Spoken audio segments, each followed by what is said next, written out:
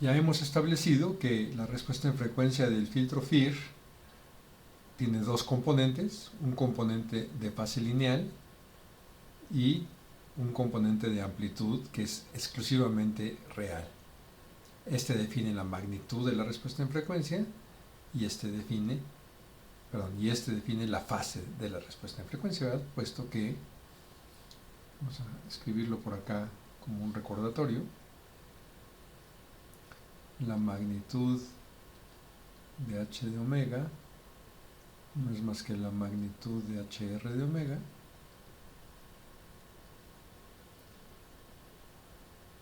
y la fase de h de omega es menos alfa veces omega. Esa es su primera propiedad importante. Siguiente cosa es que vamos a hacer aquí un último ajuste de la expresión haciendo un cambio de variable m igual a alfa menos 1, n, que nos va a permitir compactar la expresión de h de r. hr de omega es igual a la suma es de m igual, vean los límites, cuando n es igual a 0, m es igual a alfa, cuando n es igual a alfa menos 1, m es igual a 1, quiere decir que los límites desde m igual a 1 hasta alfa, de 2 veces h de alfa menos m, por el coseno de omega m más h de alfa. Y ustedes dirán, ¿y por qué esto parece más simple? Bueno, lo que pasa es que nos va a permitir reunir todos los términos en una sola suma si observamos lo siguiente. ¿Qué les parece escribir h de alfa como h de alfa menos m para m igual a 0? Y suponer que hay aquí un 1 escrito como el coseno de omega m. Cuando m es igual a 0, esto se vuelve un 1 y esto se vuelve h de alfa. Quiere decir que este término de aquí tiene la misma forma que el de aquí adentro, salvo que el coeficiente es un poco distinto. Entonces, con esa observación, podemos decir que h r de omega, vamos a incorporar el término para m igual a 0 en la suma, m igual a 0 hasta alfa, y para diferenciar los tipos de coeficientes que hay, les voy a llamar a sub m por el coseno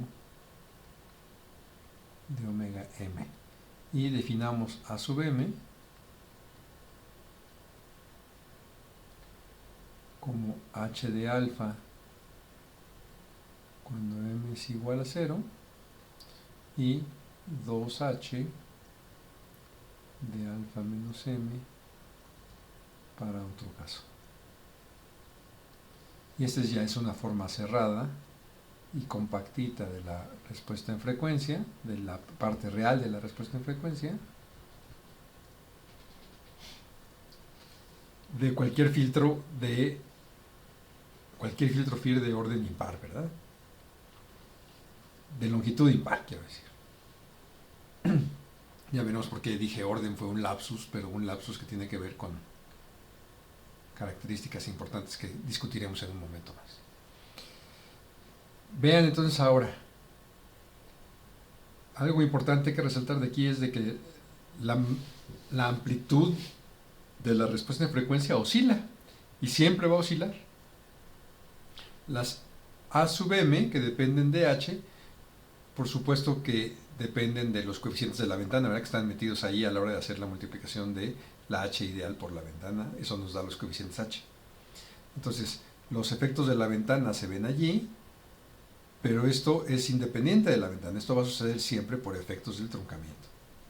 Resultado final, la amplitud de la respuesta de frecuencia y por ende la magnitud o el valor absoluto oscila.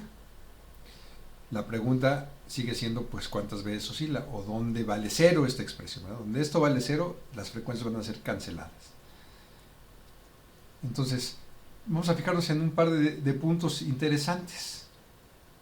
¿Qué les parece la frecuencia 0? HR de 0, es decir, para la corriente directa, el coseno de 0 siempre es 1, es la suma desde m igual a 0 hasta alfa de a sub m. Eso quiere decir que si las a sub m no suman 1, el filtro va a tener ganancia o atenuación, ¿verdad? Porque la ganancia en 0 es la suma de las a sub m. Si es un filtro pasabajas, como es el caso de que llegamos a esta conclusión completa, pues el filtro pasabajas va a tener ganancia en 0, que es igual a la suma de las a sub m, que si no suman 1, pues entonces le darán una ganancia diferente de 0 decibeles al filtro. ¿Y qué pasa en HR de pi hasta el otro lado del espectro? Pues, como vamos a tener múltiplos de pi, va a depender de si es un múltiplo par o un múltiplo impar, si esto va a tener un signo positivo o negativo. Cuando es un múltiplo par tiene un signo positivo porque es coseno de 0, coseno de 2pi, coseno de 4pi, de 6pi, pero cuando es un múltiplo impar es coseno de pi, coseno de 3pi y demás, que todos son negativos. Entonces, esto equivale a decir la suma desde m igual a 0 hasta alfa de menos 1 a la m a la m. Y entonces, dependiendo de los valores de estas dos expresiones, sabemos si el filtro puede llegar a 0 o a frecuencia 0 o a pi a frecuencia 0, ¿verdad? Eso en general no es el caso, dependerá de los coeficientes particulares del diseño del filtro. Pero entonces no hay ningún comportamiento especial que reconocer en los límites de la banda digital.